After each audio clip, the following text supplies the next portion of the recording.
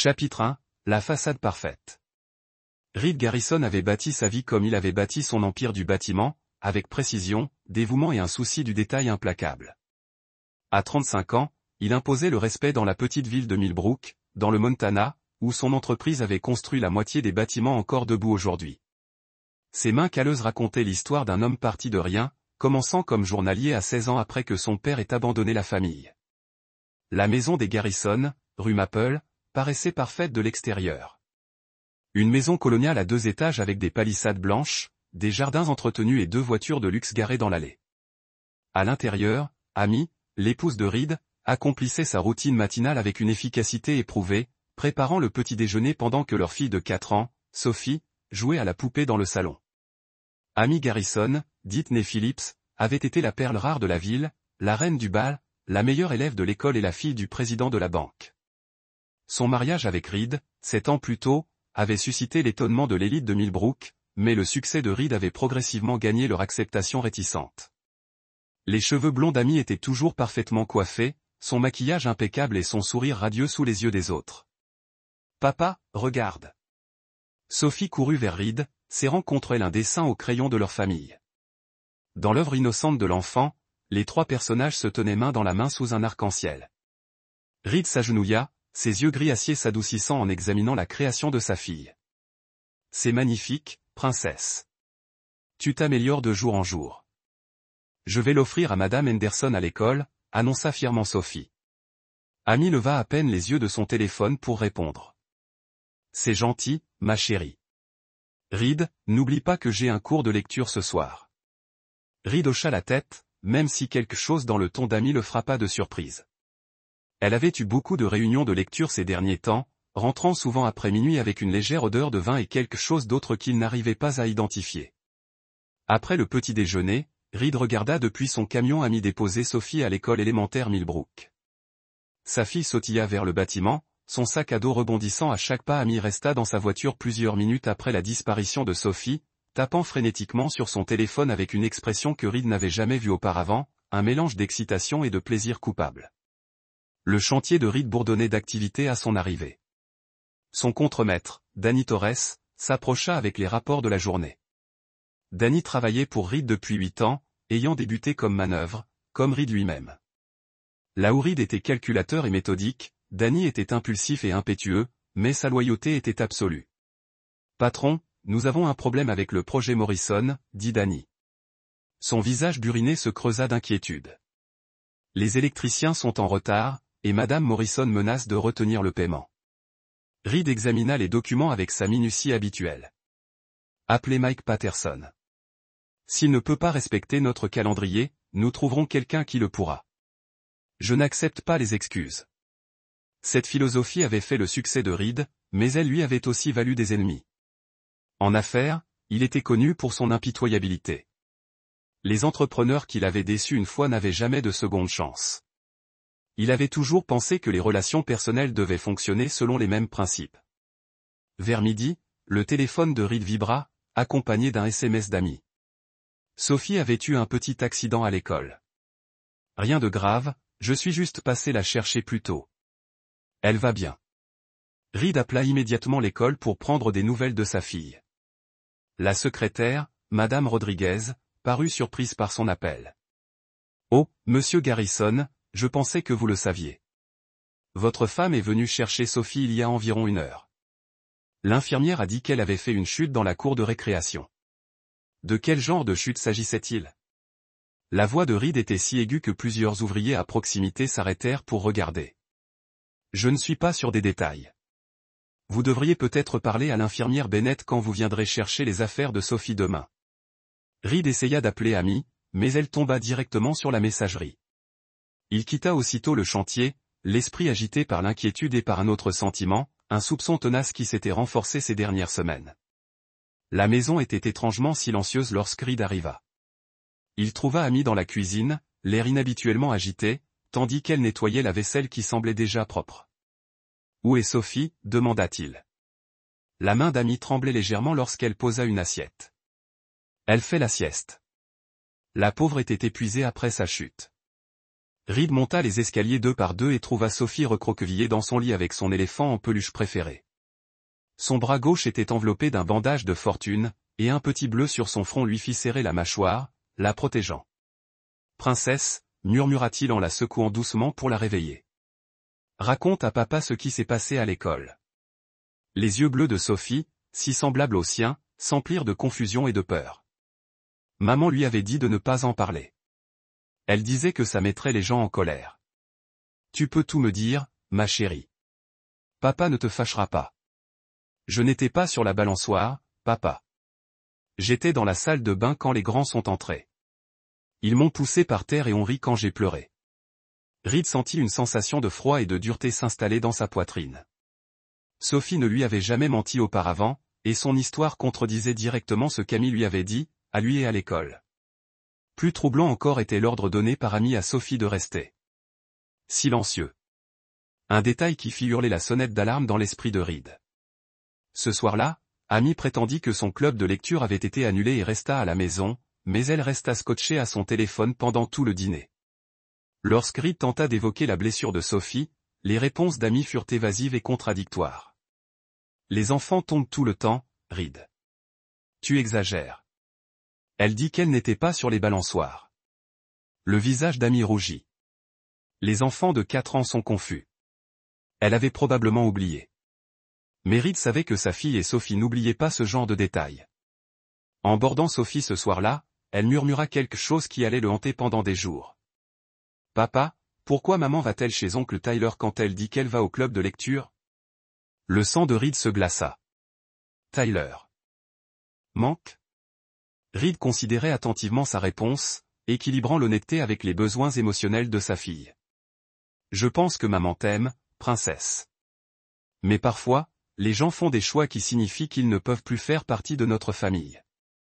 L'important est que papa sera toujours là pour prendre soin de vous. » Sophie hocha la tête avec l'acceptation qui venait de se sentir complètement en sécurité dans l'amour et la protection de son père. Alors qu'elle s'endormit, Reed a fait une promesse silencieuse que personne ne menacerait à nouveau la sécurité ou le bonheur de sa fille. La justice avait été rendue, la vengeance avait été achevée et la famille de Reed Garrison était enfin à l'abri de ceux qui le détruiraient pour leurs propres désirs égoïstes. Chapitre 8. La nouvelle fondation. 6 des mois après le départ d'Amy de Millbrook, Reed avait établi une nouvelle routine qui s'était entièrement centrée sur le bien-être de Sophie et son propre sens de la justice. L'entreprise de construction était en plein essor. La réputation de Reed pour l'action décisive avait en quelque sorte renforcé sa position professionnelle. Comme si la communauté respectait un homme qui protégeait sa famille sans hésitation. Sophie était florissante d'une manière qui a surpris même Reed. Ses performances académiques s'étaient considérablement améliorées. Elle avait fait de nouveaux amis à l'école et l'anxiété qui avait marqué son comportement pendant l'affaire d'Amy avait complètement disparu. Madame Peterson a régulièrement commenté le développement positif de Sophie. Bien qu'elle ait pris soin de ne jamais mentionner directement la situation familiale qui lui avait causé des préoccupations antérieures.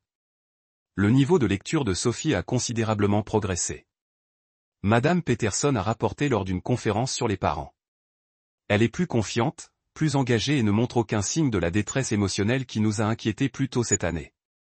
Reed a ressenti une profonde satisfaction en sachant que le retrait d'Amy de la vie de Sophie avait été la bonne décision malgré sa brutalité.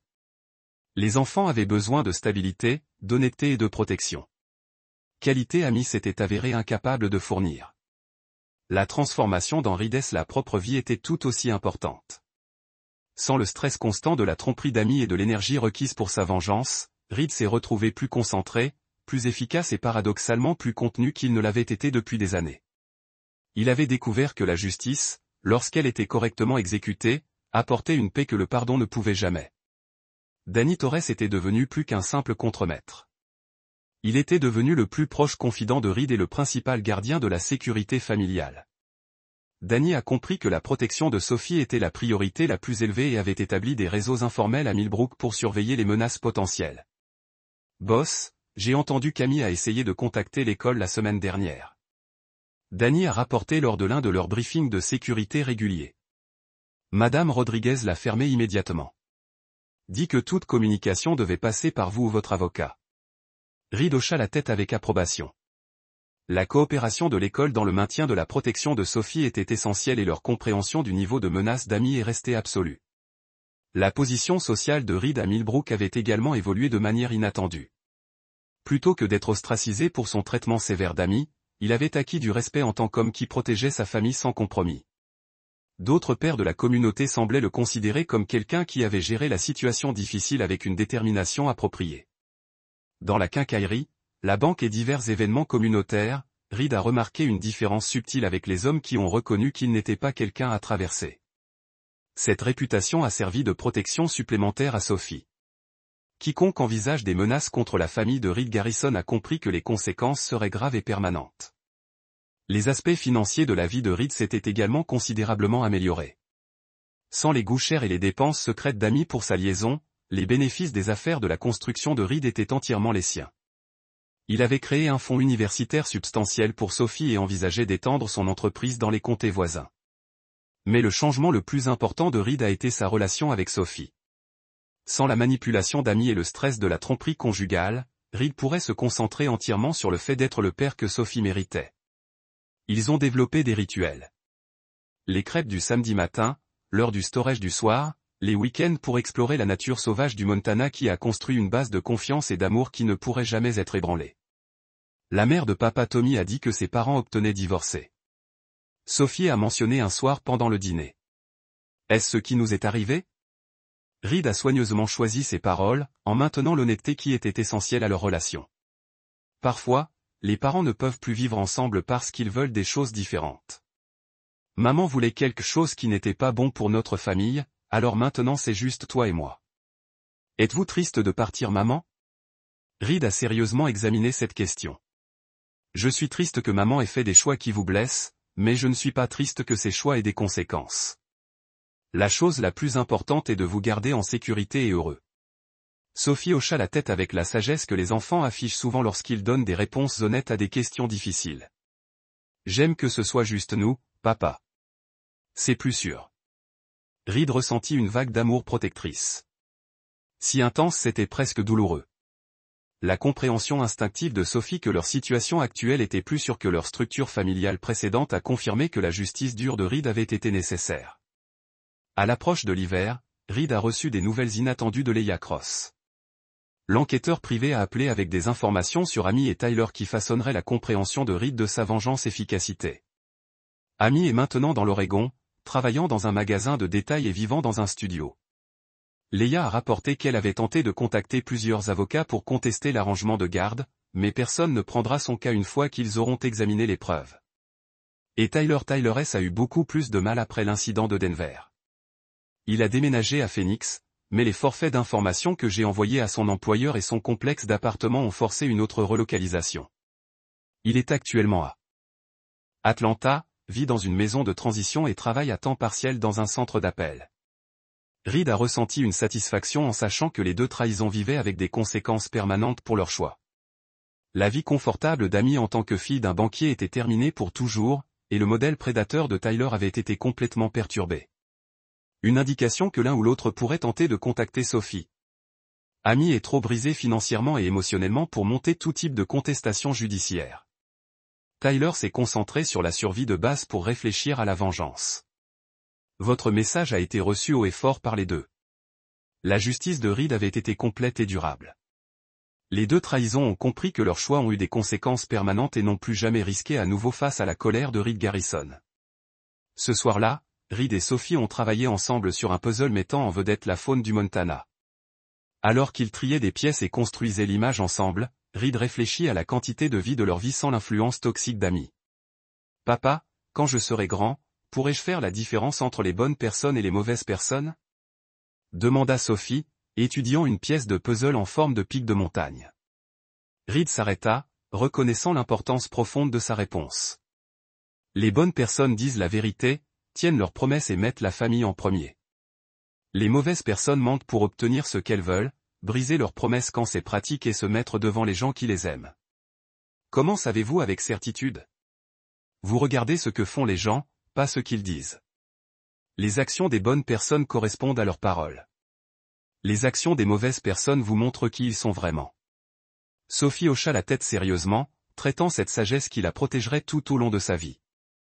Reed était de la fierté en sachant que sa fille grandirait avec une compréhension claire du caractère, de la loyauté et des conséquences de la trahison. Alors que Reed a glissé Sophie dans le lit cette nuit-là, elle a fait une déclaration qui le remplissait de protection et de satisfaction féroce. « Papa, je suis content que ce soit juste nous.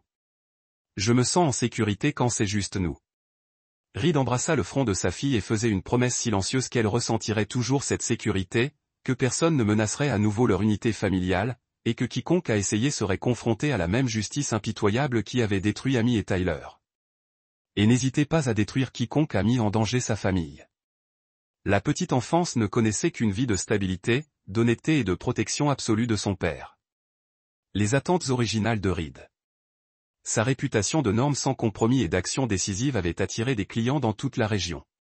Plus important encore, chaque homme qui travaillait pour Reed a compris que la loyauté n'était pas facultative. C'était le fondement de leur emploi et de leur sécurité. Reed ne s'était jamais remarié, jamais daté sérieusement. Son objectif est resté entièrement sur le développement de Sophie et l'empire qu'il construisait pour son avenir. Les femmes ont parfois exprimé leur intérêt, mais l'évaluation du froid de Reed de la nature humaine le rendait profondément méfiant de quiconque pourrait menacer l'équilibre parfait qu'il avait obtenu avec sa fille. Papa n'a besoin de personne d'autre. Sophie avait annoncé à son professeur lorsqu'on lui a posé des questions sur les structures familiales lors d'un projet scolaire. Nous sommes parfaits, juste nous deux.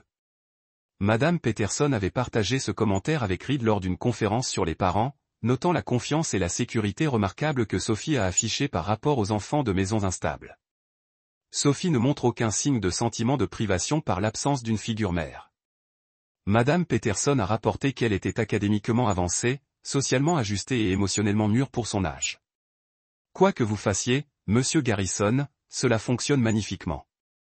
Reed a ressenti une profonde satisfaction en sachant que sa dure justice avait créé l'environnement optimal pour le développement de Sophie. Les enfants n'avaient pas besoin de parents biologiques. Ils avaient besoin d'une protection, d'une honnêteté et d'un engagement inébranlable envers leur bien-être.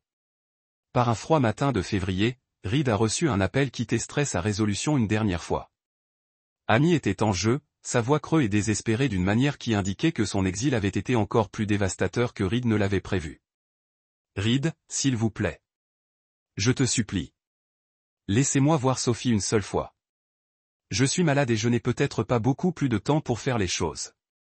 Reed n'a ressenti aucune sympathie, seulement une légère curiosité à propos de la revendication d'Amy. Quel genre de malade? Maladie du foie. Les médecins disent que cela vient du stress et d'autres facteurs. Je suis à l'hôpital depuis 3 semaines. Reed soupçonnait la maladie d'Amy aussi fabriquée que ses réunions de club de lecture. Mais même si c'était authentique, cela n'a pas changé la réalité fondamentale de leur situation. Amy, tu as fait tes choix. Sophie ne sait pas que tu es malade, vous ne vous manquez pas et n'a pas besoin de la confusion de vous réintroduire dans sa vie. C'est ma fille. La voix d'Amy craquait de désespoir. Je ne mérite pas une chance de dire au revoir? Mérité. Le ton de Reed portait la finalité froide qui était devenue sa marque. Vous méritez exactement ce que vous avez choisi. Tyler Brennan était plus important pour vous que la sécurité de Sophie. Et maintenant, vous vivez avec ce choix jusqu'au jour de votre mort. Les sanglots d'Amy étaient audibles par le téléphone, mais Reed ne ressentait rien d'autre qu'un léger gêne à l'interruption de sa journée. S'il vous plaît, Reed, j'ai tout perdu. Ma famille, ma maison, ma santé, mon avenir. Ne me faites pas perdre ma fille aussi. Vous avez perdu Sophie le jour où vous avez décidé que Tyler était plus important que son bien-être. Tout ce qui vous est arrivé n'était que des conséquences. Reed a raccroché sans écouter la réponse d'Amy. Il avait appris que les conversations avec les trahisons ne leur ont fourni que la possibilité de manipuler les émotions et le jugement du cloud. Amy avait fait ses choix et maintenant elle mourait avec eux. Ce soir-là, Reed a expliqué l'appel téléphonique à Sophie en termes appropriés pour son âge et son développement émotionnel. Maman a appelé aujourd'hui. Elle dit qu'elle est malade et veut te voir. Sophie leva les yeux de son livre de coloriage avec le regard direct qui rappelait Reed. Pensez-vous que je devrais la voir, papa? Que pensez-vous, princesse? Sophie a examiné la question de la gravité qu'elle a appliquée à toutes les décisions importantes. Je ne me souviens pas vraiment d'elle. Et vous avez dit qu'elle avait fait des choix qui n'étaient pas bons pour notre famille. C'est vrai. Ensuite, je ne pense pas avoir besoin de la voir. Vous prenez soin de moi, et cela suffit. Reed était profondément fier de la pensée claire de sa fille et du jugement mature. À 6 ans, Sophie a compris la loyauté, les conséquences et l'importance de protéger leur unité familiale contre les menaces. 3 mois plus tard, Reed a reçu un mot par le biais de Frank Morrison qu'Amy était décédée dans un hôpital de l'Oregon. La cause a été répertoriée comme une insuffisance hépatique, bien que les dossiers médicaux suggèrent qu'une combinaison de facteurs physiques et psychologiques ait contribué à son déclin. Reed n'a ressenti aucun chagrin, aucun regret, et non sympathie. Amy avait choisi son chemin lorsqu'elle a décidé que Tyler Brennan était plus important que le bien-être de sa famille. La mort a été simplement la dernière conséquence de ses choix. Il a décidé de ne pas parler immédiatement de Sophie d'Amy. Il n'y avait aucun avantage à perturber la stabilité émotionnelle de Sophie avec des informations sur quelqu'un qui était absent de sa vie depuis plus de 2 ans. Reed a assisté aux funérailles d'Amy, mais seulement pour s'assurer qu'elle était vraiment partie et pour observer lequel de leurs anciens amis et membres de sa famille a toujours eu la sympathie pour quelqu'un qui a détruit sa famille par l'égoïsme et la trahison. Le service a été clair. Le père d'Amy, quelques parents éloignés et plusieurs personnes Reed ne reconnaissait pas. Personne de Millbrook n'a fait le voyage en Oregon, confirmant que l'exil d'Amy avait été complet et permanent. Robert Phillips s'est approché de Reed après le service, son visage vieilli par le chagrin et la honte. Reed, je veux que vous sachiez que je n'ai jamais cessé de croire que vous avez fait ce qui était nécessaire pour protéger Sophie. Reed hocha la tête, ne ressentant ni la justification ni la sympathie pour l'homme qui avait perdu sa fille à ses propres choix. Amy a pris ses décisions. Robert, Sophie et moi sommes mieux sans son influence. Voulez-vous jamais parler de Sophie de tout cela? Reed a soigneusement examiné la question lorsqu'elle est assez âgée pour comprendre que certaines personnes choisissent l'égoïsme plutôt que la famille. Je vais expliquer ce qui s'est passé, mais Sophie ne doutera jamais que son père la protégeait de quelqu'un qui lui aurait fait du mal. Reed est retourné à Millbrook ce soir-là pour trouver Sophie jouer avec contentement dans leur salon, entourée de livres et de jouets qui reflétaient une enfance de sécurité et d'amour. Elle leva les yeux avec une confiance et une joie complète quand il est entré. « Papa, tu m'as manqué. Madame Torres a fait des spaghettis pour le dîner et nous avons regardé un film sur les dauphins. » Reed s'est agenouillé et a tenu sa fille près, sentant la certitude absolue que sa dure justice avait créé l'environnement parfait pour son développement. Sophie grandirait en sachant que la loyauté était primordiale, que les conséquences étaient permanentes et que son père n'hésiterait jamais à détruire quiconque a menacé sa famille. Alors qu'il glissait Sophie au lit cette nuit-là, elle a posé une question qui confirmait la sagesse de ses choix. « Papa, pensez-vous que les mauvaises personnes deviennent jamais bonnes les gens ?» Reed considérait attentivement sa réponse, sachant que cela façonnerait la compréhension de Sophie de la nature humaine pour le reste de sa vie. Certaines personnes peuvent changer si elles veulent vraiment une princesse.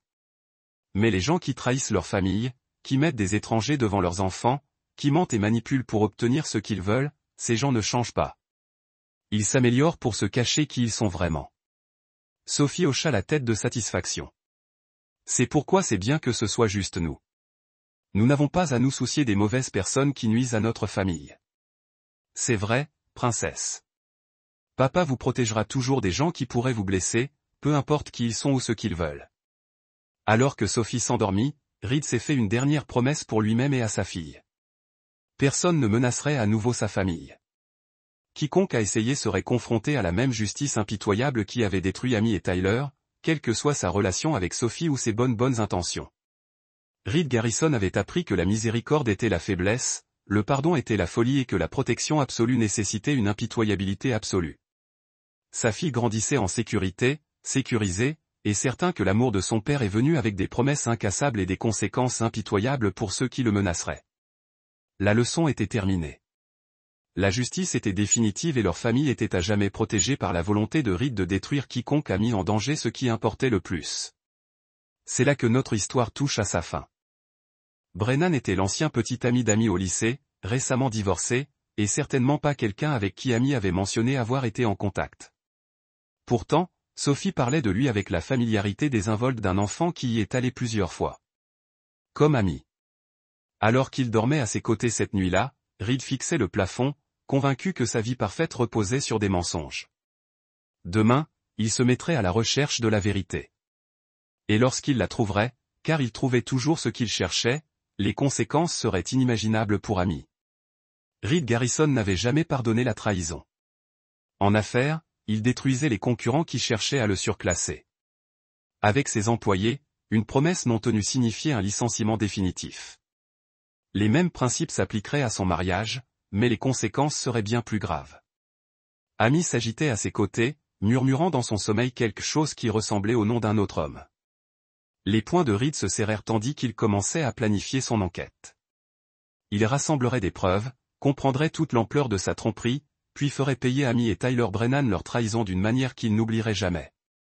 La façade parfaite se fissurait, et sous elle, Reed ressentait la rage froide et familière qui l'avait conduit au succès, se transformant en quelque chose de bien plus sombre. Chapitre 2. Fissure dans les fondations. Reed arriva à l'école élémentaire Millbrook avant la cloche du matin, se garant stratégiquement pour pouvoir observer la zone de dépose. Il avait passé la nuit blanche à élaborer un plan, et recueillir des renseignements était toujours la première étape. À travers son pare-brise, il vit le SUV blanc d'Amy s'arrêter au bord du trottoir. Sophie sortit du véhicule, mais au lieu de son habituel sautillement énergique vers le bâtiment, elle marcha lentement, privilégiant son bras blessé. L'instinct protecteur de Reed s'enflamma lorsqu'il remarqua plusieurs enfants pointant du doigt et chuchotant. Amy resta dans sa voiture, moteur tournant, téléphone collé à l'oreille, l'air d'une excitation à peine contenue. Après le départ d'Amy, Reed s'approcha de l'école. L'infirmière Bennett, une femme d'âge moyen au regard bienveillant et aux cheveux grisonnants, l'accueillit dans son petit bureau décoré d'affiches joyeuses sur le lavage des mains et une alimentation saine. « Monsieur Garrison, je suis content que vous soyez venu. Je voulais discuter de l'incident de Sophie hier. Que s'est-il passé exactement ?» Reed garda une voix égale, même si sa mâchoire était serrée. L'infirmière Bennett consulta ses notes. Fronçant les sourcils. Selon le surveillant de l'aire de jeu, Sophie a été retrouvée en pleurs dans la salle de bain, avec des égratignures au bras et une bosse au front. Elle prétendait que des enfants plus âgés l'avaient poussée, mais lorsque votre femme est arrivée la chercher, l'infirmière a marqué une pause, choisissant soigneusement ses mots. Madame Garrison semblait impatiente de partir.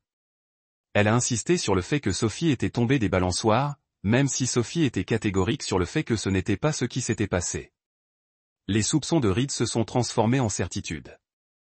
Ma femme semblait-elle distraite ?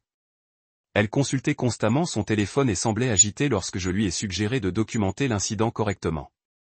Elle a dit que vous vous en occuperiez tous les deux à la maison. L'infirmière Bennett s'est penchée en avant, la voix basse. Monsieur Garrison, en 20 ans de carrière ici, j'ai appris à faire confiance aux récits des enfants sur ce qui leur arrive. Sophie a été très claire sur le fait qu'elle avait été victime d'intimidation, et non sur le fait qu'elle était tombée. Pourquoi ne m'avez-vous pas appelé directement ? Votre femme a insisté pour vous informer immédiatement. Elle est répertoriée comme la personne à contacter en cas d'urgence. L'infirmière a hésité. Il y a autre chose. Sophie a mentionné que les enfants qui lui ont fait du mal elle avait déjà fait ça, mais elle avait dit que sa mère lui avait conseillé de n'en parler à personne, car cela créerait des problèmes.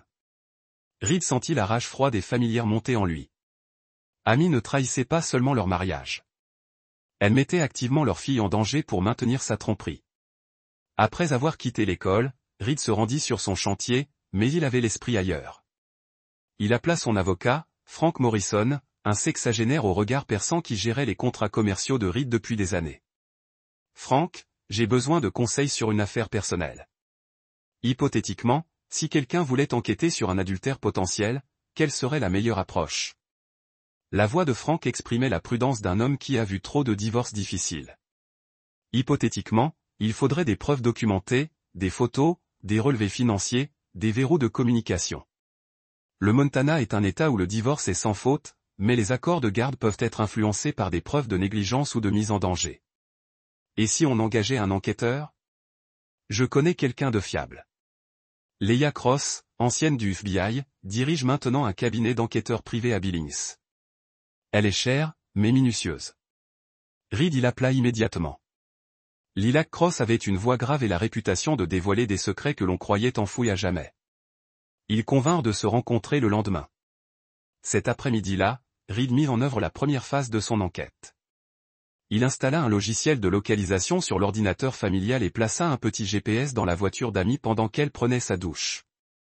Si Amy le trompait, il consignerait chaque mensonge, chaque rencontre secrète, chaque instant de trahison. Au dîner, Reed observa Amy d'un œil neuf. Elle piquait sa nourriture, vérifiait constamment son téléphone et répondait aux questions de Sophie par des demi-réponses distraites. Quand Sophie lui demanda si elle pouvait aller au parc ce week-end, Amy craqua. Tout ne dépend pas de ce qu'on veut, Sophie. Parfois, les adultes ont des choses importantes à faire.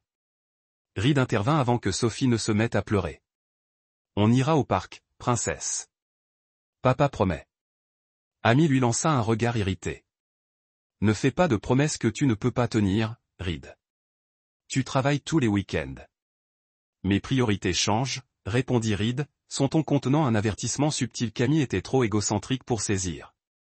Ce soir-là, Amy prétendit qu'une autre réunion du club de lecture était prévue. Elle s'habilla avec soin, trop pour discuter littérature, se maquiller et se parfumer avec l'attention d'une femme se préparant à une rencontre amoureuse.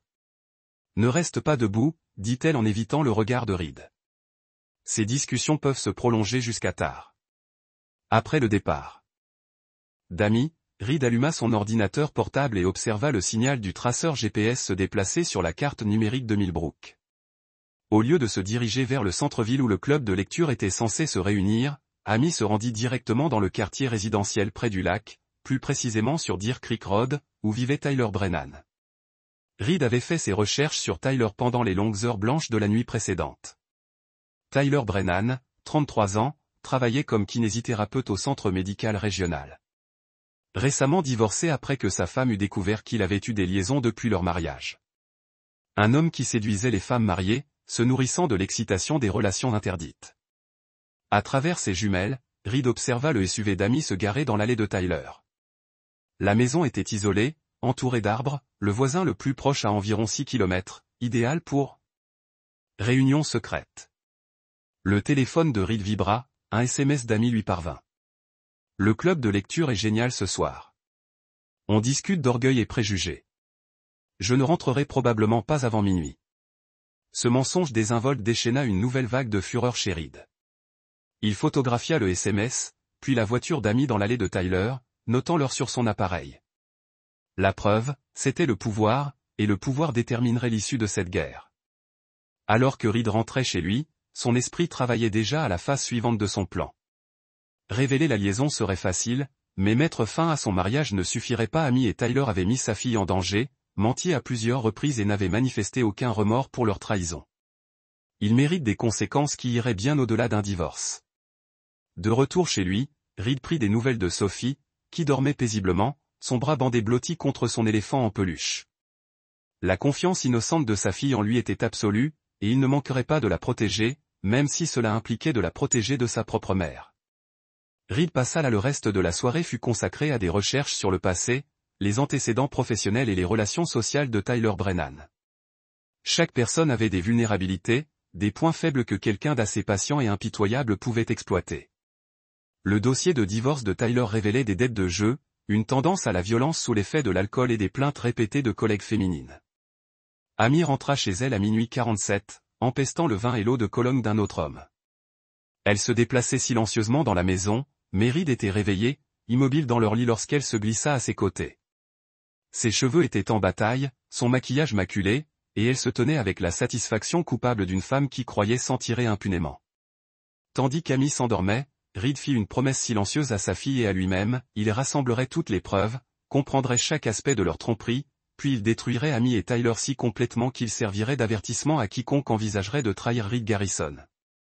Le fondement de le mariage était en train de se fissurer, mais Reed prévoyait déjà de faire tomber toute la structure et tous ceux qui la composaient. Chapitre 3. Le réseau de mensonges.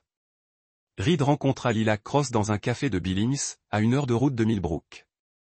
La détective privée était une femme mince d'une quarantaine d'années, aux traits anguleux et au regard qui semblait cataloguer chaque détail de son environnement. Sa poignée de main était ferme, professionnelle, et ses questions directes.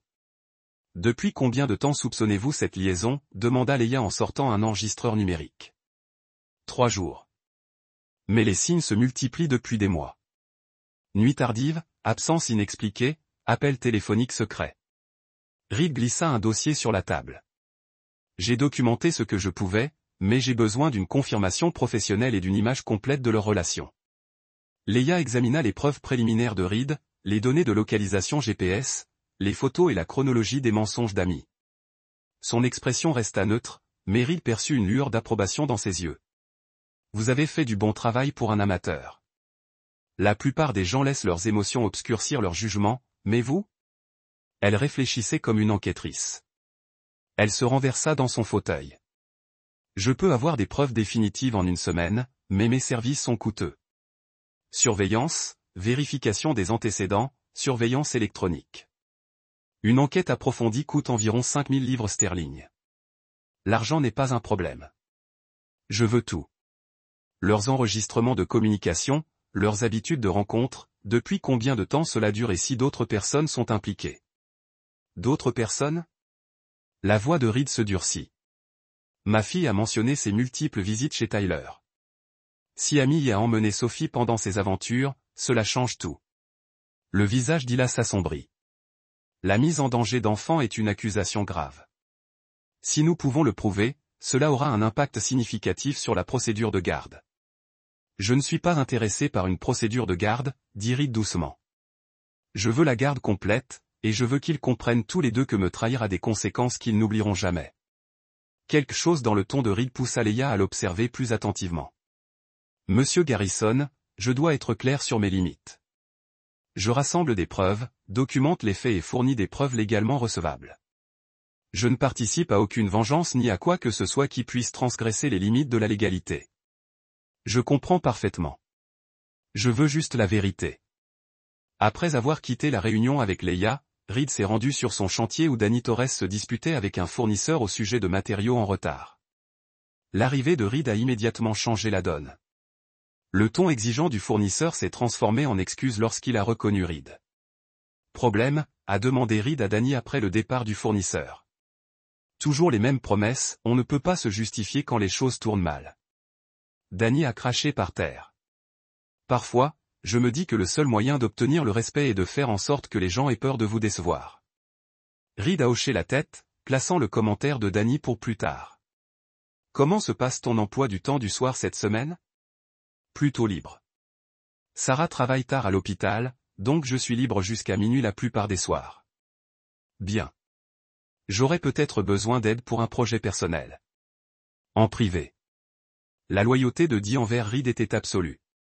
Reed avait sauvé l'emploi de Danny 3 ans auparavant, lorsque l'alcoolisme de cet homme avait dégénéré, et Danny n'avait jamais oublié sa dette. Plus important encore, Danny avait un don pour l'intimidation qui pouvait s'avérer utile dans certaines circonstances. Cet après-midi-là, Reed retourna à l'école de Sophie, cette fois pour parler à son enseignante, Madame Peterson. La jeune femme était visiblement préoccupée par les récents changements de comportement de Sophie. Elle était plus renfermée ces derniers temps, moins impliquée dans les activités de groupe. L'incident d'hier semble l'avoir plus affectée que les conflits habituels dans la cour de récréation. Madame Peterson baissa la voix. Je suis aussi préoccupée par certaines choses que Sophie a mentionnées à propos de la vie familiale. De quoi s'agit-il? Elle parle assez souvent de Tyler, l'ami de maman. Elle décrit passer du temps chez lui, ce qui n'aurait rien d'inhabituel, sauf qu'elle semble perplexe quant à la raison pour laquelle ces visites sont censées être secrètes. Madame Peterson choisit ses mots avec soin. Sophie mentionna que sa mère lui avait dit de ne pas parler de Tyler, car cela rendrait papa triste. Reed sentit son contrôle lui échapper, mais il garda son calme. A-t-elle mentionné autre chose à propos de ses visites? Elle a décrit la maison de Tyler en détail, le grand aquarium, le chien Brutus, la salle avec les appareils de musculation. La spécificité suggère qu'elle y a passé beaucoup de temps. Après avoir quitté l'école, Reed a mené sa propre mission de surveillance. Il s'est garé en face de la maison de Tyler Brennan, utilisant des jumelles puissantes pour étudier la propriété. Les détails mentionnés par Sophie étaient tous visibles, un grand aquarium devant la fenêtre, un berger allemand dans le jardin, et à travers les fenêtres du sous-sol, il pouvait voir les appareils de musculation. La réalisation qu'Amy avait emmené Sophie chez son amant pendant leur liaison a rempli Reed d'une rage froide et calculatrice qui allait au-delà de la trahison personnelle. C'était de la mise en danger d'enfants, de la manipulation et une violation de tout ce qu'il considérait comme sacré pour la protection de sa fille. Le téléphone de Reed a sonné alors qu'il était assis à surveiller la maison de Tyler. La voix de Lilac Cross était nette et professionnelle. J'ai les premiers résultats. Les relevés téléphoniques de votre femme montrent des communications quotidiennes avec Tyler Brennan depuis des mois. SMS, appels, même des conversations vidéo. J'ai également confirmé qu'elle était venue chez lui hier, alors qu'elle prétendait être au club de lecture. Y a-t-il des preuves que ma fille soit impliquée? Je travaille sur cette piste. Les voisins de Tyler ont peut-être vu un enfant dans la propriété. J'aurai plus de détails demain. Ce soir-là, Reed a lancé la phase suivante de son enquête. Alors qu'Amy était à l'étage en train de se préparer pour une autre réunion du club de lecture, il a accédé à l'ordinateur familial et a consulté son historique de navigation. Ce qu'il a trouvé a confirmé ses pires soupçons. Amy avait fait des recherches sur les avocats spécialisés en divorce, les lois sur la garde des enfants et comment établir des motifs pour prétendre que Reed était un père indigne. Elle avait également communiqué avec Tyler via plusieurs plateformes, email, réseaux sociaux et applications de messagerie cryptée. La découverte la plus accablante était un brouillon de mail qu'Amy avait rédigé mais jamais envoyé. Tyler, je crois que Reed commence à avoir des soupçons. Nous devons être plus prudents lors de nos réunions. J'ai dit à Sophie de ne pas parler de ta maison, mais elle n'a que 4 ans et oublie parfois. Peut-être devrions-nous arrêter de l'emmener chez toi jusqu'à ce que je trouve une solution à cette situation.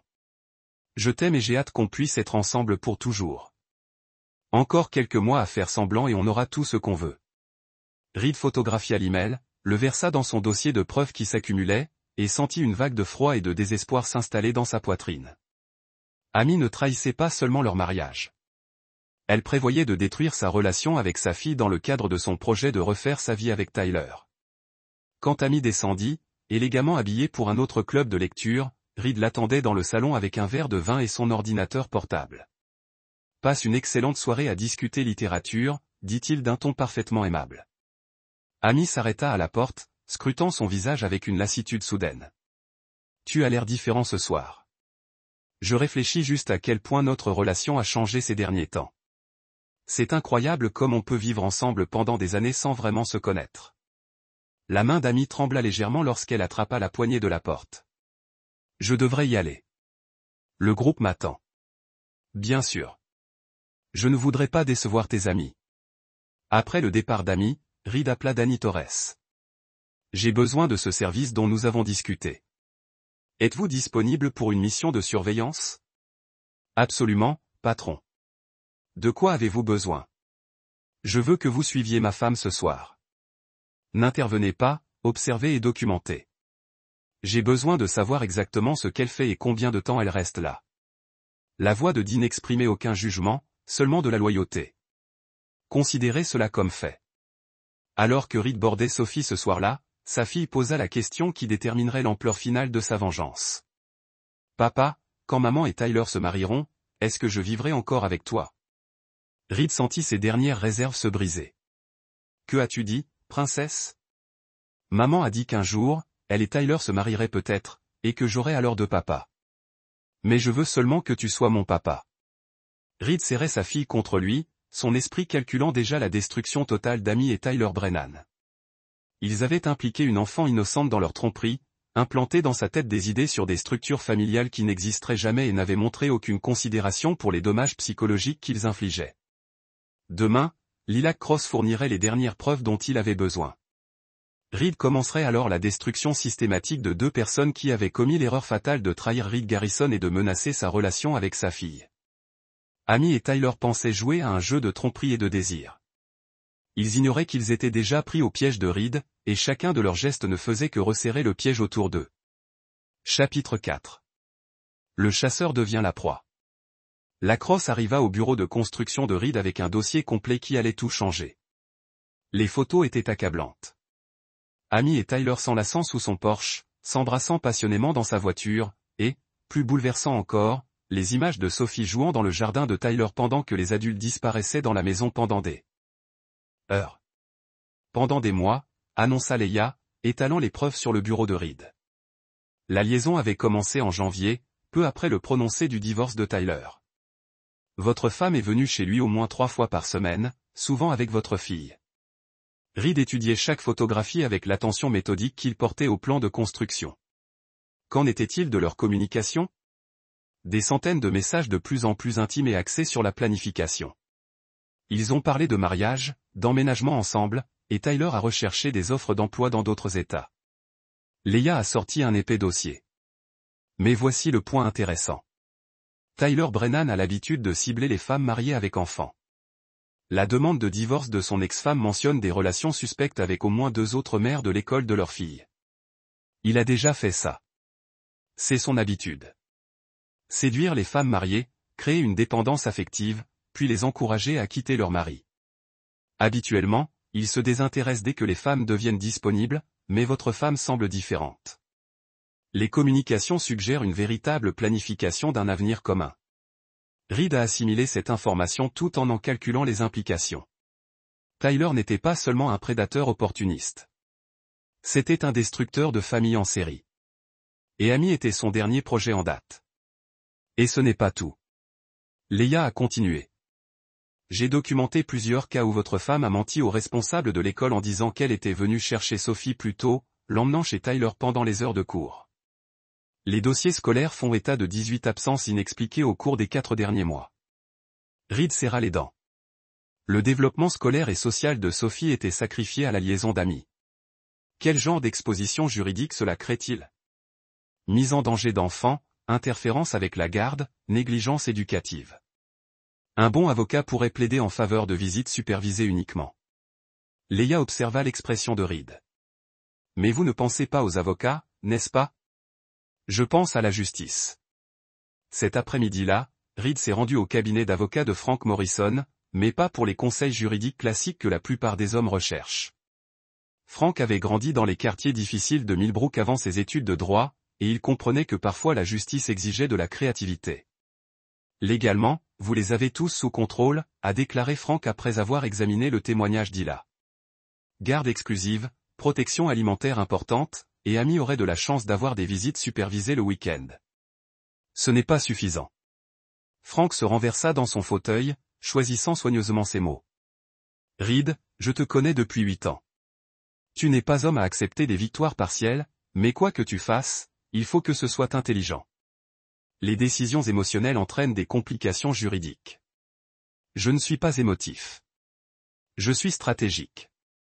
Ce soir-là, Reed mit en œuvre la deuxième phase de son plan. Il appela directement Tyler Brennan.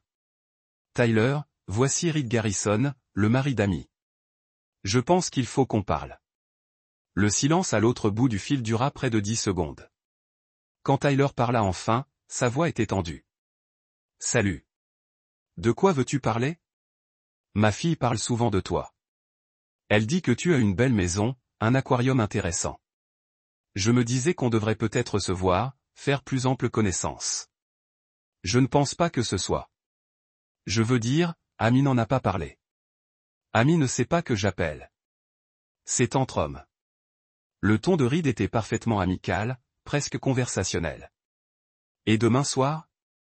Je pourrais passer après le travail, peut-être vers 19h. La panique de Tyler était perceptible. Écoutez, monsieur Garrison, je crois qu'il y a un malentendu. Absolument pas. Sophie vous estime beaucoup, et tout ami de ma famille mérite mon attention personnelle. Reed marqua une pause, le temps de bien saisir les implications. À demain, Tyler. J'ai hâte de discuter. Reed raccrocha avant que Tyler puisse répondre, puis appela immédiatement Amy. Ma chérie, je compte travailler tard demain soir. Ne m'attends pas, le soulagement d'Amy était évident. Bien sûr, ma puce. J'aurai peut-être un club de lecture de toute façon. Parfait. Nous passerons tous les deux des soirées productives. Ce soir-là, Reed rencontra Danny Torres dans un bar en dehors de la ville. L'établissement était fréquenté par des ouvriers du bâtiment, des camionneurs et des hommes qui comprenaient que certaines conversations n'aient jamais lieu. J'ai besoin que vous fassiez des recherches sur Tyler Brennan, dit Reed en glissant un dossier sur la table. Adresse, informations sur le véhicule, routine quotidienne. Je veux connaître son emploi du temps, ses habitudes, ses vulnérabilités. Danny a étudié les informations avec un intérêt professionnel. Il s'agit de votre femme, entre autres. De quel type de recherche s'agit-il? De surveillance, de vérification des antécédents, ou de quelque chose de plus interactif? Reed a regardé Dee droit dans les yeux. Tyler Brennan détruit des familles depuis des années. Ma famille n'est que sa dernière cible. Je veux qu'il comprenne que ses actes ont des conséquences. Danny hocha lentement la tête. Je connais des gens spécialisés dans les conversations éducatives, celles qui laissent des impressions durables sans créer de complications juridiques. Organiser une réunion. Le lendemain, Reed est allé une dernière fois à l'école de Sophie, soi-disant pour discuter de ses progrès scolaires, mais en réalité pour documenter l'ampleur de la négligence d'Amy. Madame Peterson était visiblement préoccupée par les récents changements de comportement de Sophie. Elle faisait des cauchemars, posait des questions confuses sur les structures familiales et montrait des signes d'anxiété face aux adultes décevants. L'enseignante expliqua, hier, elle m'a demandé si elle allait avoir des ennuis pour avoir parlé de Tyler. Quand je lui ai demandé qui était Tyler, elle m'a répondu que c'était l'ami proche de sa mère, mais que c'était censé rester secret. Reed sentit sa rage soigneusement contenue monter vers quelque chose qui exigerait une libération physique. Le conseiller d'orientation est-il intervenu? Nous avons hésité à intervenir sans preuve évidente d'un problème. Mais l'état émotionnel de Sophie s'est clairement détérioré. Si des problèmes familiaux pourraient la toucher, il y en a, dit doucement Reed. Mais ils sont en train d'être résolus. Ce soir-là, Reed se rendit chez Tyler Brennan avec une boîte à outils dans son camion et un plan qui enverrait un message que Tyler n'oublierait jamais. La maison était isolée, exactement comme Reed l'avait constaté lors de sa surveillance. La voiture de Tyler était garée dans l'allée et les lumières étaient allumées dans toute la résidence. Reed se gara dans la rue et s'approcha à pied, profitant du couvert des arbres pour rejoindre le jardin de Tyler. Par les fenêtres, il pouvait voir Tyler faire les 100 pas, nerveux, vérifiant constamment son il était au téléphone, hésitant visiblement entre fuir et affronter la confrontation promise par Reed. La décision était prise lorsque Reed frappa à la porte d'entrée. Tyler répondit en tenue de sport, le visage blême de peur et de culpabilité. « Monsieur Garrison, je ne pense vraiment pas que ce soit une bonne idée. » « Du calme, Tyler. Je veux juste parler. » Reed dépassa Tyler et entra dans la maison, sa présence s'imposant immédiatement. « Bel endroit. Je comprends pourquoi ma fille aime venir ici. » Les mains de Tyler tremblaient lorsqu'il ferma la porte. « Écoute, je pense qu'il y a eu un malentendu. » « Aucun malentendu. Tu as été ma femme et tu impliques ma fille dans ta tromperie. Je comprends parfaitement la situation. » Tyler recula vers le salon, sa carrure athlétique semblant soudain insignifiante comparée à la carrure endurcie et à la détermination froide de Reed. « Il faut que tu comprennes quelque chose, Tyler, » continua Reed d'une voix conversationnelle malgré la menace dans son regard. « Je ne suis pas là pour te faire du mal. Ce serait trop simple, trop rapide. Je suis là pour t'expliquer ce qui va arriver à ta vie. » Tyler heurta le mur et Reed s'approcha, envahissant son espace personnel avec l'intimidation calculée d'un prédateur qui aurait acculé sa proie. « Demain, tu vas appeler Amy et mettre fin à la relation que tu penses entretenir. Tu vas lui dire que tu as compris que détruire des familles n'est plus ta vocation et que tu quittes Millbrook définitivement. Tu ne peux pas. Je peux faire ce que je veux, Tyler. La question est de savoir si tu es assez intelligent pour coopérer ou assez stupide pour me combattre. » Reed sortit son téléphone et montra à Tyler plusieurs photos de l'enquête de Leia. 4 mois de preuves, adultère, mise en danger d'enfants, interférence avec la garde. Mais ce ne sont que les arguments juridiques. Le sourire de Reed était froidement prédateur. Je suis au courant de tes dettes de jeu, de ton problème d'alcool, de ton passé de violence envers les femmes. Je suis au courant des plaintes sur ton lieu de travail, de l'ordonnance restrictive de ton ex-femme et de l'enquête du conseil médical qui a été discrètement abandonnée après que tu aies accepté. Je suivais une thérapie. Le visage de Tyler devint blême. Comment as-tu fait? Je sais tout de toi, Tyler, et bientôt tout le monde le saura aussi. Reed recula, laissant à Tyler le temps de respirer, mais sans lui laisser l'illusion d'une évasion. Tu as 24 heures pour disparaître de la vie de ma femme dans cette ville. Si tu es encore là après ça, je veillerai à ce que chaque personne à Millbrook sache exactement quel genre d'homme tu es. Ton employeur, tes voisins, ta famille, l'avocat de ton ex-femme. Tout le monde recevra une documentation détaillée de ton comportement prédateur. C'est de l'extorsion. Ce sont des conséquences. Reed corrigea. Tu as fait le choix de cibler ma famille. Maintenant, tu dois vivre avec ce que ce choix te coûte. Reed se dirigea vers la porte. Puis marqua une pause. Oh, et Tyler, si jamais tu recontactes ma fille, de quelque manière que ce soit, pour quelque raison que ce soit, je te tue. Ce n'est pas une menace. C'est la promesse d'un père qui aime son enfant plus qu'il ne craint la prison. En rentrant chez lui, Reed ressentit la satisfaction d'un plan parfaitement exécuté. Tyler. Fuir. Les hommes comme lui le faisaient toujours face aux conséquences réelles. Mais la punition d'Amy serait bien plus créative, bien plus dévastatrice et bien plus permanente. La vraie guerre ne faisait que commencer. Chapitre 5. L'effondrement des illusions. Tyler appela Amy à 6h47 le lendemain matin. Reed écouta Amy depuis la cuisine, la voix encore étouffée par le sommeil. Tyler, pourquoi appelles-tu si tôt? Le ton d'Amy passa de la confusion groggy à la panique croissante tandis que Tyler prononçait ses adieux répétés. Comment ça, tu pars? Partir pour où? Reed n'entendait pas les réponses de Tyler, mais la version d'Amy racontait toute l'histoire. Sa voix monta jusqu'à l'hystérie lorsqu'elle réalisa que son futur imaginaire se désintégrait. Tu ne peux pas disparaître comme ça. On a des projets. On en a parlé. Amy faisait les 100 pas, sa voix résonnant depuis la cuisine jusqu'à toute la maison. Tyler, s'il te plaît, dis-moi ce qui ne va pas. On peut arranger ça. L'appel s'interrompit brusquement et Reed entendit le bruit distinct du téléphone d'Amy heurtant le mur. Lorsqu'elle réapparut dans la cuisine quelques instants plus tard, son visage était en larmes et déformé par une confusion désespérée. « Tout va bien ?» demanda Reed, sans lever les yeux de son café et de son journal du matin. Amy le fixa avec une suspicion soudaine, son état émotionnel la rendant plus perspicace que d'habitude. « Tyler. Tyler quitte la ville.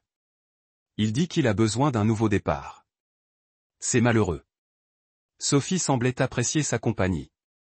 Les yeux d'Amy s'écarquillèrent à l'évocation désinvolte du lien de Sophie avec Tyler. Comment? Que sais-tu de Sophie et Tyler? Reed plia délibérément son journal, croisant le regard effrayé d'Amy avec une satisfaction froide. Je sais tout, Amy. La question est, que vas-tu faire? Le visage d'Amy passa par une douzaine d'émotions. La peur, la culpabilité, le défi, et enfin un calcul désespéré. Je ne sais pas ce que tu crois savoir, mais pendant des mois, Reed m'a interrompu, 18 absences scolaires, des centaines de SMS, de multiples visites nocturnes pour des réunions de clubs de lecture. Il se leva lentement, sa présence emplissant la cuisine d'une menace. Tu pensais vraiment que j'étais trop stupide pour remarquer ou trop faible pour enquêter? Amy recula vers le comptoir, les mains tremblantes, cherchant une explication qui pourrait sauver sa situation. Reed, s'il te plaît, laisse-moi t'expliquer. Il n'y a rien à expliquer. Tu as trahi notre mariage, mis notre fille en danger et planifié de détruire ma relation avec Sophie pour reconstruire une nouvelle vie avec un prédateur en série. La voix de Reed resta calme, mais la fureur sous-jacente était indéniable. La seule question maintenant est de savoir combien tu vas perdre. L'instinct de survie d'Amy prit le dessus et ses larmes se transformèrent en une colère et un défi. Tu ne peux rien prouver. Tyler n'était qu'un ami. Et si tu essaies d'en faire autre chose? Reed posa son téléphone sur le comptoir de la cuisine et activa une application d'enregistrement vocal. Continue, s'il te plaît. Parle-moi un peu plus de ton amitié avec Tyler. L'appareil d'enregistrement brisa la dernière illusion de contrôle d'Amy. Elle comprit que chaque mot pouvait être utilisé contre elle au tribunal. Que Reed ne découvrait pas seulement sa liaison. Il documentait systématiquement son autodestruction. Espèce de salaud, murmura-t-elle. Tu as planifié toute cette conversation. J'ai tout planifié, Amy, y compris la suite. Reed sortit une enveloppe en papier craft de sa mallette et la posa sur le comptoir. Les papiers du divorce. Tu trouveras les termes très précis. J'obtiens la garde exclusive de Sophie, de la maison et de tous les biens du couple. Tu n'auras rien, si ce n'est la garantie que je ne porterai pas plainte pour mise en danger d'enfant. Les mains d'Amy tremblaient en ouvrant l'enveloppe. Son visage devint blanc à la lecture de la liste détaillée des preuves, photographies, relevés de communication, documents financiers et déclarations de témoins. Tu ne peux pas. Je peux faire exactement cela. Tes choix sont simples. Signez les papiers et disparaissez discrètement, ou combattez-moi et perdez tout, y compris votre liberté. Reed s'appuya contre le comptoir, complètement détendu malgré la dévastation qu'il infligeait. Mais soyons clairs, quel que soit votre choix, vous n'aurez plus jamais accès à Sophie sans surveillance. Les jambes d'Amy lâchèrent et elle s'affala sur une chaise de la cuisine. C'est ma fille aussi. C'était votre fille. Puis vous avez décidé que Tyler Brennan était plus important que sa sécurité, son éducation et son bien-être émotionnel. La voix de Reed était dépourvue de toute compassion. Vous avez fait votre choix, Amy. Maintenant, vous en subissez les conséquences. Le bruit des pas de Sophie dans l'escalier interrompit leur confrontation. Amy essuya rapidement ses larmes et tenta de se ressaisir, mais les dégâts étaient déjà visibles. Sophie apparut dans la cuisine, vêtue de son pyjama violet préféré, serrant son éléphant en peluche contre elle. « Pourquoi maman pleure ?» demanda Sophie, se dirigeant instinctivement vers Reed plutôt que vers Amy. « Maman passe juste une matinée difficile, princesse. » Reed dit en prenant Sophie dans ses bras. « Et si on faisait des crêpes pendant que maman se prépare pour aller travailler ?» Amy observait cette interaction, réalisant progressivement qu'elle avait déjà perdu la bataille la plus importante. Le mouvement naturel de Sophie vers Reed, son réconfort en sa présence et sa lassitude face à l'état émotionnel d'Amy révélaient la vérité. En poursuivant Tyler, Amy avait endommagé sa relation avec sa propre fille. Après son départ au travail, Reed appela Frank Morrison pour engager la procédure judiciaire. Les papiers du divorce étaient déjà prêts, les preuves documentées et la stratégie finalisée. Amy n'avait d'autre choix que de capituler. Elle engagera probablement un avocat, prévint Frank. Essaie de te battre pour obtenir une sorte d'accord de garde. Laisse-la essayer. Les preuves sont accablantes, et je doute qu'un avocat veuille défendre quelqu'un qui a mis un enfant en danger pour une liaison. Reed appela ensuite Danny Torres. Tyler quitte la ville aujourd'hui. Je veux m'assurer qu'il parte vraiment. Considérez cela comme fait, patron. S'il essaie de changer d'avis ou de contacter votre femme, il recevra un rappel lui expliquant pourquoi c'est une mauvaise idée. Cet après-midi-là, Reed reçut une visite inattendue sur son chantier. Le père d'Amy, Robert Phillips, arriva dans sa Mercedes, ressemblant en tout point au président de la banque, qui n'avait jamais vraiment approuvé le mariage de sa fille avec un ouvrier. Lisez. Il faut qu'on discute de cette situation avec Amy. Robert commença son discours avec l'autorité d'un homme habitué à contrôler les conversations. Quelle est la situation? Robert. Amy m'a appelé ce matin, très contrarié, prétendant que vous la menaciez d'une sorte de vendetta à cause d'un malentendu. Reed posa sa tablette et accorda toute son attention à Robert. Amy lui avait-elle dit qu'elle avait une liaison depuis 4 mois ou qu'elle emmenait Sophie chez son amant pendant les heures de cours? L'expression confiante de Robert vacilla. Je suis sûr qu'il y a une explication. Il y a une explication. Votre fille est une menteuse, une adultère et une mère indigne. Le ton de Reed était neutre, sans colère ni émotion. J'ai des preuves écrites de tout cela, et demain je demande le divorce avec une demande de garde exclusive. Robert Phillips n'était pas habitué à ce qu'on lui parle avec autant de franchise, surtout de la part de quelqu'un qu'il avait toujours considéré comme socialement inférieur. Regarde, Reed. Je ne sais pas ce que tu crois avoir découvert, mais j'ai découvert que ta fille envisageait de divorcer, de prendre mon enfant et de déménager dans un autre état avec un homme qui a l'habitude de détruire des familles. Reed sortit son téléphone et montra à Robert plusieurs photos de l'enquête de Leia. 4 mois de preuves, dont des preuves de mise en danger d'enfants. Robert fixa les images, le visage blême, tandis que la réalité de la situation de sa fille devenait indéniable. Amy ne voulait pas Amy, si. La question est de savoir si tu vas soutenir ses illusions ou accepter la réalité. Robert Phillips était un homme pragmatique qui a bâti sa réussite sur la capacité à reconnaître les positions perdantes. Après avoir étudié les preuves pendant plusieurs minutes, il leva les yeux vers Reed avec une expression presque respectueuse. Que veux-tu de notre famille? Je veux qu'Amy disparaisse discrètement et qu'elle n'interfère jamais avec ma relation avec Sophie. En échange, je ne porterai pas plainte et je ne ferai pas de cette affaire une affaire criminelle. Un scandale public qui ruine votre réputation dans cette ville. Robert a compris la menace implicite. Un procès public concernant l'adultère de sa fille et la mise en danger d'enfants serait dévastateur pour sa position sociale et professionnelle à Millbrook.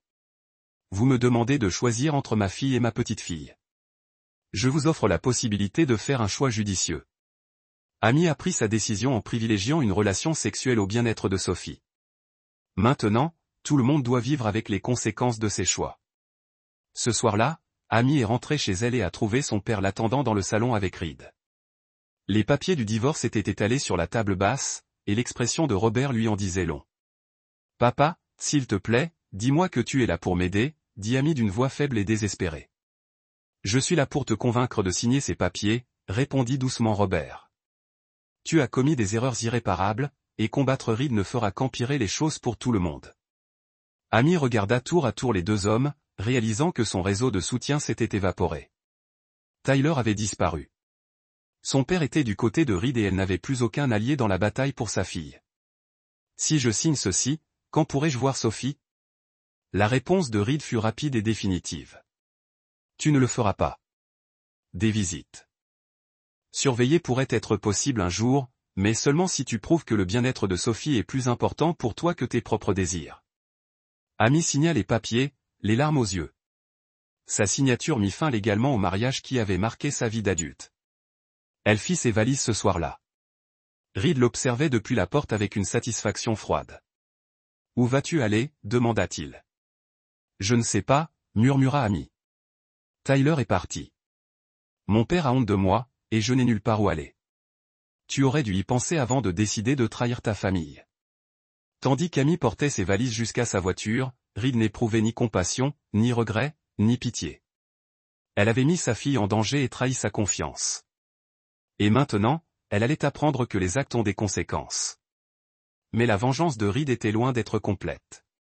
Tyler Brennan devait encore comprendre que fuir ne suffisait pas à échapper à la justice, et Amy allait bientôt découvrir que perdre sa famille n'était que le début de son châtiment. Chapitre 6. Le prix de la trahison. Reed reçut la confirmation du départ de Tyler par Danny Torres à 20h15. Il chargea sa voiture comme un homme fuyant un incendie, rapporta Danny. Il prit directement l'autoroute en direction de l'Est, en direction de Billings. Il laissa la clé de sa maison sous le paillasson et un mot pour son propriétaire. Bien. Un signe qu'il avait essayé de contacter Amy avant de partir? Non. Il avait l'air d'un homme qui avait parfaitement compris le message. Reed ressentit de la satisfaction. Sachant que Tyler avait compris la menace implicite, l'évasion de Tyler n'était que temporaire. Les hommes comme Tyler Brennan ne changeaient pas leurs habitudes. Ils trouvaient simplement de nouveaux terrains de chasse. Un jour, Tyler ciblerait une autre famille, et quand ce serait le cas, Reed serait prêt. Amy avait passé sa première nuit de liberté dans un motel en dehors de la ville, appelant Reed à plusieurs reprises jusqu'à ce qu'il bloque son numéro. Le deuxième jour, elle était suffisamment désespérée pour se présenter sur son chantier, l'air hagard et désespéré. « J'ai besoin de voir Sophie », exigea-t-elle en s'approchant de Reed tandis qu'il examinait les plans avec son contremaître. Reed leva les yeux avec une légère irritation, comme si Amy était une interruption importune plutôt que son ex-femme. « Tu as renoncé à ça, n'est-ce pas? C'est toujours ma fille. Tu ne peux pas me l'empêcher de venir. » Les ouvriers avaient interrompu leurs activités pour assister à la confrontation. Reed était conscient de leur attention et il l'utilisa stratégiquement. « Amy, tu as fait tes choix. Tyler Brennan était plus important pour toi que la sécurité ou l'éducation de Sophie. Maintenant, tu dois vivre avec ses conséquences. » La voix de Reed résonna clairement sur le chantier. « Si tu continues à me harceler sur mon lieu de travail, je te fais arrêter pour intrusion. » Amy comprit que sa honte privée était en train de devenir publique. Les ouvriers allaient répandre cette histoire dans tout Millbrook, s'assurant ainsi que tout le monde sache pourquoi Amy Garrison avait perdu sa famille. « S'il te plaît, lis. J'ai fait des erreurs, mais j'aime Sophie. Tu aimes l'idée de Sophie. Mais quand est venu le temps de la protéger, tu as préféré une relation sexuelle avec un homme marié. » Reed retourna à ses plans, congédiant Amy comme si elle n'existait plus. « Danny, appelle la sécurité si Madame Phillips ne quitte pas les lieux immédiatement. » Amy partit, mais pas avant que Reed ne lise la machination dans ses yeux. Elle préparait quelque chose, et Reed devait anticiper tout plan désespéré qu'elle pourrait élaborer. Cet après-midi-là, Reed rencontra Leah Cross pour discuter de la suite de son plan. La détective privée surveillait les déplacements de Tyler et avait des nouvelles inquiétantes. Tyler est à Denver et il s'est déjà inscrit dans une salle de sport fréquentée par des couples mariés. Les vieilles habitudes ont la vie dure. Leah a montré à Reed des photos de Tyler discutant avec différentes femmes à la salle de sport. Il a également fait des recherches sur le passé d'Amy, prévoyant probablement de reprendre contact une fois qu'il estimera que ce sera sans danger. Ensuite, nous devons nous assurer qu'il comprenne que ce n'est jamais sans danger. Le plan de Reed pour Tyler était plus sophistiqué qu'une simple intimidation. Il avait fait des recherches sur le nouveau lieu de résidence de Tyler, ses perspectives d'emploi et ses habitudes sociales. Tyler avait accepté un emploi dans un centre médical de Denver, louait un appartement près de l'hôpital et établissait déjà les habitudes qui lui permettraient de cibler de nouvelles victimes. « Je veux que tu prépares un dossier complet sur Tyler Brennan », a ordonné Reed à Leia. Son passé, son comportement, ses activités criminelles, tout. Ensuite, je veux que tu en remettes des copies à son nouvel employeur, à la direction de sa résidence et aux associations de parents d'élèves de chaque école de son quartier. Leia haussa un sourcil. C'est légal, mais c'est agressif. Tu es en train de détruire sa capacité à reconstruire sa vie où que ce soit. Tyler a détruit ma famille pour son plaisir sexuel. Il comprend désormais ce que sont les conséquences permanentes. La vengeance de Reed contre Tyler serait méthodique et totale. Chaque fois que Tyler tenterait de s'établir ailleurs, Reed s'assurerait que son passé le suive. Chaque candidature, chaque aventure amoureuse, chaque tentative de renouveau serait contaminée par la vérité sur le comportement prédateur de Tyler. Pendant ce temps, Amy découvrait que l'influence de son père ne pouvait la protéger des conséquences sociales de ses choix. Robert Phillips avait discrètement fait savoir à l'entourage de Millbrook qu'Amy prenait le temps de réfléchir à ses choix de vie, mais la vérité se répandait plus vite que n'importe quel récit officiel. Les amis d'Amy au country club devinrent soudainement indisponibles pour déjeuner. Ces anciens membres du club de lecture, le vrai club de lecture, et non celui fictif qu'elle utilisait pour couvrir ses liaisons, la retirèrent de leur groupe de discussion. En une semaine, Amy se retrouva complètement isolée dans une ville où elle avait autrefois appartenu à la royauté. Reed observa la destruction sociale d'Amy avec la même satisfaction méthodique qu'il avait éprouvée en voyant Tyler fuir. Les deux traîtres apprenaient que les actes ont des conséquences, mais Reed n'en avait pas fini avec eux. Le véritable test survint lorsqu'Amy tenta d'utiliser Sophie comme levier pour se réconcilier. Elle se présenta à l'école de Sophie pendant la sortie des cours, espérant voir sa fille et potentiellement manipuler la situation à son avantage. Reed avait anticipé ce geste et attendait. Maman Sophie courut vers Amy avec la joie pure d'une enfant qui ne comprend pas la complexité de la trahison adulte. Amy s'agenouilla pour prendre sa fille dans ses bras, les larmes aux yeux. « Tu m'as tellement manqué, ma puce. » Reed s'approcha calmement, sa présence changeant immédiatement la donne. Sophie regarda ses parents avec une confusion croissante, sentant la tension. « Sophie, va attendre dans le camion de papa, » ordonna doucement Reed. « Mais je veux parler à maman. » « Tu pourras lui parler une autre fois. Pour l'instant, papa doit lui parler seul à seul. » Sophie obéit à contre-cœur, laissant Amy et Reed face à face sur le parking de l'école. D'autres parents commençaient à remarquer la confrontation, et Reed était de nouveau conscient de son auditoire. « Tu ne peux pas me la séparer indéfiniment, » dit Amy d'une voix débordante de détermination. « Je peux la séparer de toi tant que tu représentes une menace pour son bien-être, » répliqua Reed. Et l'exposer à ton instabilité émotionnelle est une menace. Le visage d'Amy se tordit de fureur. Je suis sa mère. J'ai des droits. Tu avais des droits. Puis tu as préféré Tyler Brennan à la sécurité de Sophie. Les droits se méritent, Amy. Et tu n'as pas encore commencé à les regagner. Reed s'approcha, baissant la voix pour que seule Amy puisse entendre. Si jamais tu tends une nouvelle embuscade à Sophie à l'école, je demanderai une ordonnance restrictive. Et contrairement à l'influence discrète de ton père, une ordonnance restrictive et publique. Tout le monde en ville saura exactement pourquoi Amy Phillips Garrison n'est pas digne de confiance auprès de sa propre fille. Amy réalisa qu'elle était coincée entre son besoin désespéré de voir Sophie et la destruction sociale qui suivrait toute action en justice. Reed avait créé une situation où tout geste d'Amy ne ferait qu'empirer sa situation. Cette nuit-là, Reed reçut un appel inattendu de Tyler Brennan. « Tu as détruit ma vie. » La voix de Tyler était pâteuse à cause de l'alcool et chargée de rage. « Tu as détruit ta propre vie. Je me suis juste assuré qu'il y ait des conséquences. J'ai perdu mon travail, mon appartement, tout. Les gens me regardent comme si j'étais une sorte de monstre. » Reed n'éprouvait aucune compassion. « Tu es un monstre, Tyler. Tu vises des familles, tu manipules des enfants et tu détruis des mariages pour ton propre plaisir. Maintenant, tu vas vivre dans une vie où tout le monde sait qui tu es vraiment. Ce n'est pas fini, Garrison. Je sais où tu habites, où ta fille va à l'école. » Tyler Reed l'interrompit d'une voix d'un calme mortel. « Si jamais tu menaces ma fille, je te traquerai et je te tuerai. Ce n'est pas de la colère. C'est la promesse d'un père qui n'a plus rien à perdre pour protéger son enfant. La ligne fut coupée, mais Reed savait que Tyler causerait encore plus de problèmes.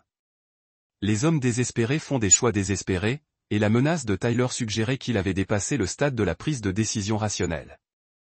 Reed appela immédiatement Danny Torres. « J'ai besoin que tu contactes les contacts dont nous avons parlé. Tyler Brennan vient de menacer ma fille et je veux qu'il comprenne que menacer la famille de Reed Garrison est une erreur fatale. » La voix de Dee exprimait une satisfaction sombre. « Je connais des gens à Denver qui se spécialisent dans les changements d'attitude. Tyler Brennan aura une très mauvaise surprise. » Un message clair sur le respect des limites. Alors que Reed bordait Sophie ce soir-là, sa fille lui posa la question qui lui rappela la nécessité de sa vengeance. « Papa, pourquoi ne puis-je plus voir maman ? » Parce que maman a fait des choix qui ont blessé notre famille, et papa doit te protéger pendant qu'elle apprend à faire de meilleurs choix. Apprendrait-elle un jour ? Reed plongea son regard dans les yeux bleus et innocents de sa fille et ressentit la froide certitude qu'Amy n'apprendrait jamais, ne changerait jamais et ne ferait jamais passer le bien-être de Sophie avant ses propres désirs. À bientôt, princesse. Mais quoi qu'il en soit, papa te protégera toujours. Dehors, des nuages d'orage s'amoncelaient au-dessus de Millbrook, mais Reed ressentait la satisfaction sereine d'un homme dont les plans fonctionnaient parfaitement. Amy était isolée et impuissante. Tyler apprenait le prix d'un comportement prédateur, et Sophie était en sécurité. La vengeance était presque consommée, mais Reed avait une dernière leçon à donner aux deux traîtres sur les conséquences de menacer sa famille. Chapitre 7. Le jugement dernier. 3 jours après l'appel menaçant de Tyler, Reed reçut la confirmation que son message avait été envoyé. La livraison a été effectuée. Danny Torres a appelé, satisfait du travail bien fait. Votre garçon Tyler ne proférera plus de menaces, a rapporté Danny. Mes contacts de Denver ont eu une conversation très instructive avec lui sur le parking d'un hôpital. Il souffre actuellement de 2 doigts cassés, d'une épaule déboîtée et comprend désormais pourquoi menacer les enfants est un mauvais choix de vie. Reed n'éprouvait aucune compassion pour l'état de Tyler. Avait-il clairement indiqué que cela était lié à sa menace contre Sophie ? Clairement. Il l'avait également informé que tout contact futur avec vous ou votre famille, direct ou indirect, aurait des conséquences plus durables. Le réseau de contacts de Reed s'étendait bien au-delà des frontières de Millbrook. Des années de travaux de construction l'avaient mis en contact avec des personnes qui comprenaient que certains problèmes nécessitaient des solutions officieuses. Tyler Brennan venait d'apprendre que l'influence de Reed Garrison était plus grande et plus dangereuse qu'il ne l'avait imaginé. Pendant ce temps, la situation d'Amy s'était détériorée au-delà de l'isolement social. Les tentatives d'aide de son père avaient été repoussées. Ses anciens amis l'avaient abandonnée et elle avait été contrainte d'accepter un emploi au SMIC dans une épicerie de la ville voisine. Celle qui avait été la princesse de Millbrook encaissait désormais des factures pour des gens qui chuchotaient à son sujet dans son dos. Reed avait appris la situation d'Amy. Grâce au réseau de commérages efficace de Millbrook, il n'était pas satisfait de son exil volontaire. Amy devait comprendre que sa punition était permanente et non temporaire, et que toute tentative de reconstruire sa vie aurait des conséquences rapides. L'occasion d'obtenir justice s'est présentée lorsqu'Amy a tenté une dernière fois d'obtenir de la compassion. Elle a contacté le journal local, affirmant être victime de violences conjugales et avoir été injustement séparée de sa fille. La journaliste, une jeune femme nommée Jennifer Mason, récemment installée à Millbrook, a accepté de rencontrer Amy pour une interview. Reed a eu connaissance de l'interview par Frank Morrison, qui entretenait des contacts dans le milieu juridique et médiatique. Elle prétend que vous avez fabriqué des preuves contre elle, que la liaison était un soutien émotionnel pendant un mariage violent et que vous usez de votre influence pour l'éloigner de sa fille. Reed a souri froidement. Parfait, l'interview est prévue demain après-midi au journal. Reed a passé la soirée à se préparer à la destruction finale d'Amy. Il a appelé Leah Cross et a demandé des copies de chaque preuve recueillie, classées par ordre chronologique pour raconter l'histoire complète. La trahison d'Amy. Il a également contacté Madame Peterson, l'infirmière Bennett et plusieurs autres responsables de l'école susceptibles de témoigner de l'état de Sophie pendant la liaison d'Amy. Le lendemain matin, Reed est arrivé au Millbrook Herald 30 minutes avant l'heure prévue de l'interview d'Amy. Il a trouvé Jennifer Mason dans un petit bureau rempli de piles de journaux et de prix locaux. Mademoiselle Mason, je suis Reed Garrison. J'ai cru comprendre que vous envisagez d'interviewer mon ex-femme au sujet de notre situation de garde. Jennifer était une femme d'une vingtaine d'années avec l'énergie d'une journaliste en quête de son premier grand reportage. Monsieur Garrison, j'apprécie votre présence, mais l'intégrité journalistique exige que j'entende les deux versions avant. C'est exactement pour cela que je suis ici, l'interrompit Reed en posant un épais dossier sur son bureau. Je veux m'assurer que vous avez tous les faits avant qu'Amy ne vous donne sa version des faits. Jennifer ouvrit le dossier et commença à examiner les photos, les relevés de communication et les témoignages. Son expression passa du scepticisme professionnel à une véritable stupeur face à l'ampleur de la tromperie d'Amy. C'est clair. C'est vaste, dit Jennifer en étudiant des photos d'Amy et Tyler avec Sophie en fond sonore. Votre ex-femme a emmené votre fille chez son amant à plusieurs reprises pendant 4 mois, tout en mentant aux responsables de l'école, à moi et à notre fille sur leur destination. Reed avait un ton neutre, laissant les preuves parler d'elles-mêmes. Mon ex-femme s'apprête à vous dire que je suis un mari violent qui a fabriqué des preuves contre elle. Je veux que vous compreniez les faits documentés avant qu'elle ne tente de manipuler votre compassion. Jennifer continua d'examiner les preuves. Son instinct de journaliste lui révélait une histoire bien plus complexe qu'un simple litige de garde. Monsieur Garrison, cela suggère une tromperie systématique et une mise en danger d'enfants. Pourquoi n'a-t-elle pas été poursuivie pénalement? Parce que j'ai choisi de privilégier la vie privée de ma fille à la justice publique. Mais si Amy continue de répandre des mensonges sur notre situation, cela pourrait changer.